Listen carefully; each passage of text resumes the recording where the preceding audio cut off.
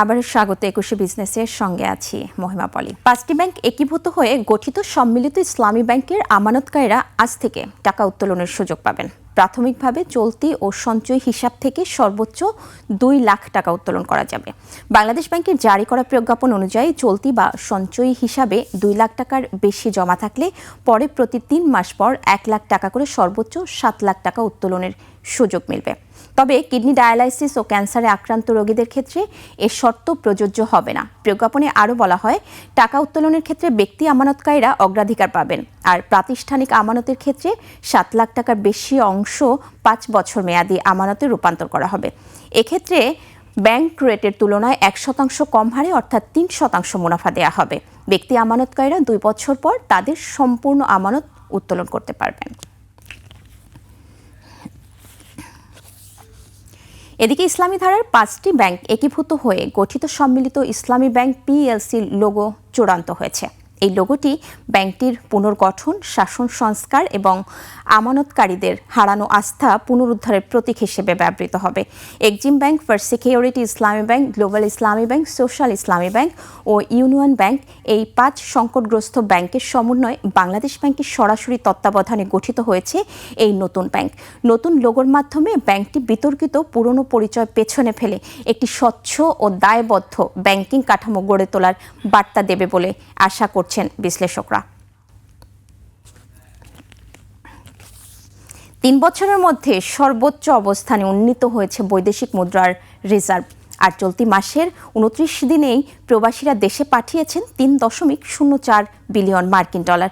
বাংলাদেশ ব্যাংকের হালনাগাদ তথ্য বলছে, চলতি অর্থ বছরের জুলাই থেকে ২৯ ডিসেম্বর পর্যন্ত মোট রেমিটেন্স এসেছে ১,৬০৭ কোটি ৯০ লাখ ডলার, যা আগের অর্থ বছরের একই সময়ের তুলনায় ২৪২.১০ কোটি ডলার বেশি।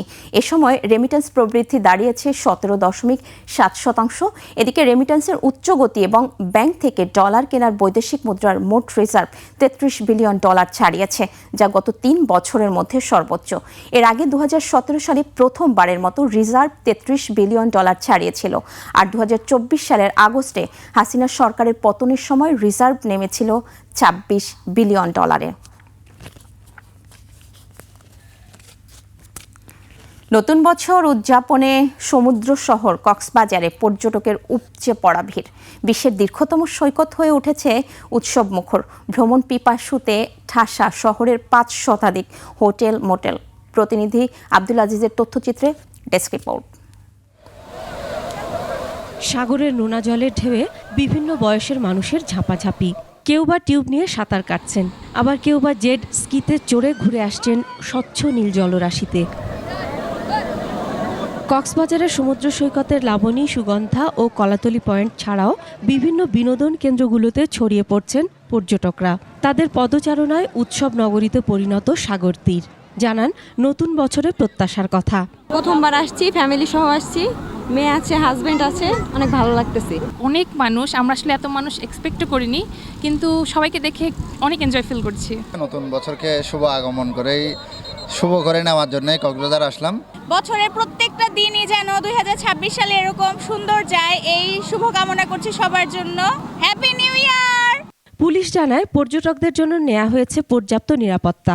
উদ্দেশ্য একটাই, কোনো অনাকাঙ্ক্ষিত ঘটনা না ঘটানো এবং সম্পূর্ণ নিরাপত্তা। এক্ষেত্রে আমাদের অসংখ্য ছিনতাইকারীকে গ্রেপ্তার করা হয়েছে, আর যারা হয়রানি করবে এর জন্য আমার আলাদা আলাদা আমাদের সার্ভিস সেন্টার বসানো হয়েছে, আমাদের কন্ট্রোল রুম বসানো হয়েছে। তো সর্বাগ্যে আমরা একটা হুঁশিয়ারি দিয়ে দিতে চাই যে কেউ যদি কোনো বিশৃঙ্খলা করার চেষ্টা করে তাহলে কঠোর হস্তে টুরিস্ট পুলিশ দমন করবে, কাউকে ছাড় দিয়ে কথা বলবে না। কক্সবাজার সহ পর্যটন জেলাগুলোতে বিধিনিষেধ আরোপে শিথিলতা ও আরও সুযোগ সুবিধা বাড়ানোর দাবি সংশ্লিষ্টদের। Masum আলিসা, desk report, ২১ television. জানাবো এশিয়ার প্রধান শেয়ার বাজারের খবর। সূচকের মিশ্র প্রবণতা দেখা যাচ্ছে এশিয়ার বেশিরভাগ পুঁজিবাজারে। জাপানি শেয়ার বাজার নিকি সূচক ১৮৭ পয়েন্ট কমে দাঁড়িয়েছে ৫০,৩৩৯ পয়েন্টে। কমেছে হংকংয়ের শেয়ার বাজার হ্যাংসেংয়ের সূচক ২২৪ পয়েন্ট কমে অবস্থান করছে ২৫,৬৩০ পয়েন্টে। বেড়েছে সিঙ্গাপুর এসটিআর সূচক, এটি ০.০১ পয়েন্ট কমে অবস্থান করছে ৪,৬৮২ পয়েন্টে। চীনের শেয়ার বাজার সাংহাই কম্পোজিট ইন্ডেক্স অবস্থান করছে ৩,৯৬৮ পয়েন্ট পয়েন্টে, যা আগের দিনের চেয়ে 3 পয়েন্ট বেশি। বোম্বের সেন্সেক্স 30 ইন্ডেক্সকে দেখা যাচ্ছে ঊর্ধ্বমুখী প্রবণতায়। সেন্সেক্সের সূচক 127 পয়েন্ট বেড়ে অবস্থান করছে 85,347 পয়েন্টে। বেড়েছে থাইল্যান্ডের থাই স্টক এক্সচেঞ্জের সূচক, এটি 5 পয়েন্ট বেড়ে অবস্থান করছে 1,259 পয়েন্টে।